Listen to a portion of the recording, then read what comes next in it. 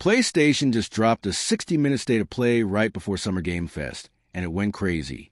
Surprise sequels, long-awaited returns, a brand new God of War, and one of the best Wolverine trailers I've ever seen.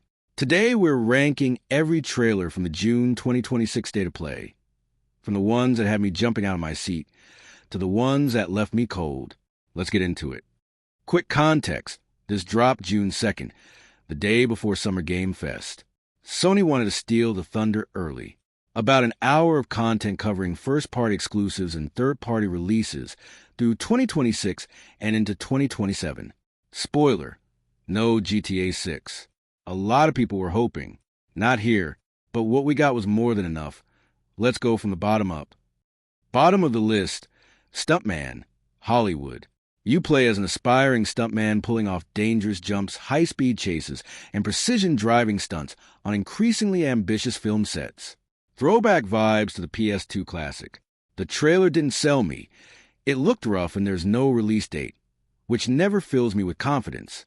Could be a surprise, but right now it's sitting last. Dynasty Warriors 3 Remastered. I have a soft spot for this. The complete edition bundles DW3 and Extreme Legends with a full visual and gameplay overhaul, launching October 1st. It looks solid. The fans will eat it up. But did it need a state-of-play slot? Probably not. It got a bit lost in the stack show. Warriors fans are already pre-ordering, though. Genuine surprise, Bancho the Chef, a standalone prequel to Dave the Diver.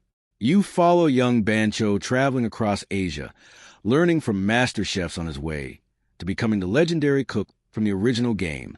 No release date yet, but the style is charming and the concept is clever. Silent Hill, Townfall, September 24th.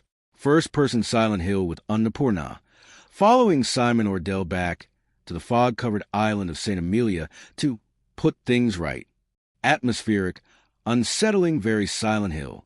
Right behind it, Onimusha, Way of the Sword.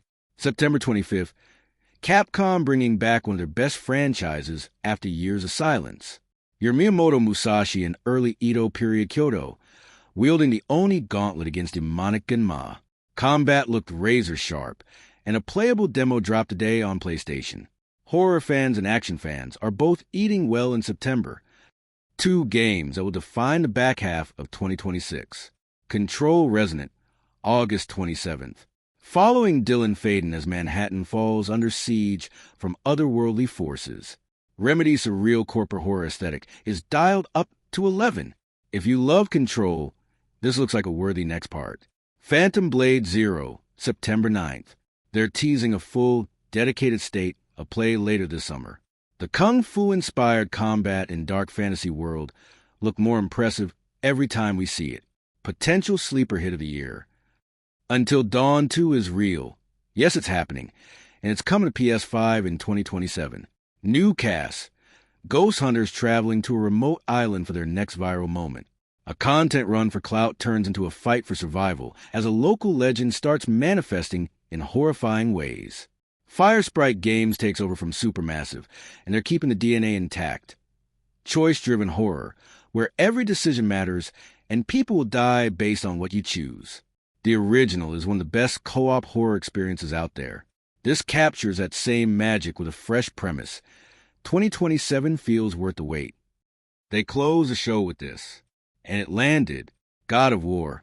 Laufey, Santa Monica Studio, flipping the script entirely. No Kratos. We're playing as Fay, wife of Kratos, mother of Atreus, a character we've only ever seen through photos and secondhand stories. Now she's the lead, exploring her own fate in the afterlife of the gods. Nearly 20 minutes of gameplay shown. Deborah and Wall plays Faye. The afterlife mythology, the mysterious sword companion, the visual design, all stunning. No release date yet, but Santa Monica has never missed. A new God of War with a brand new protagonist, answering one of the saga's biggest mysteries. I am completely sold. Number 1, Marvel's Wolverine from Insomniac. They opened the whole show with it and set the tone immediately. Wolverine in his blue and yellow suit, launching off a cliff to impale an enemy from above. And it only got more brutal from there.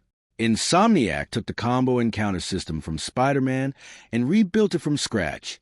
Wolverine feels raw, faster, more aggressive, more violent than anything in the Spider-Man series. Regeneration, Berserker Rage, environmental takedowns. This is a different kind of Marvel game. Insomniac's track record, Spider-Man 1, Spider-Man 2, Miles Morales, Ratchet and Clank, all excellent. No reason to think Wolverine breaks that streak. My most anticipated game after this trailer. A few others worth a shout-out.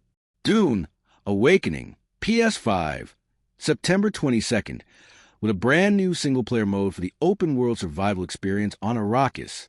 No rest for the wicked.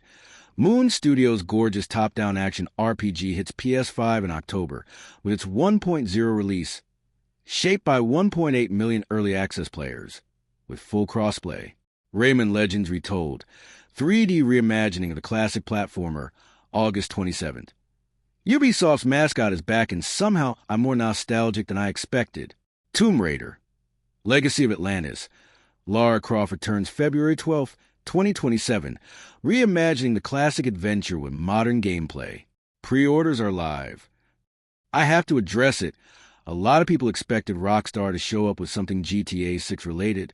A trailer, a release window, anything. It didn't happen. Not a whisper. That stings. GTA 6 is one of the most anticipated games ever, and every showcase season we hold our breath. Sony clearly knew, because they packed the show so full you barely had time to notice the absence. Still, Rockstar, whenever you're ready, we are waiting. That's every trailer from the PlayStation State of Play June 2026, ranked. And Summer Game Fest is still coming this week. Drop in the comments, what was your favorite trailer? If I get the ranking wrong, let me know.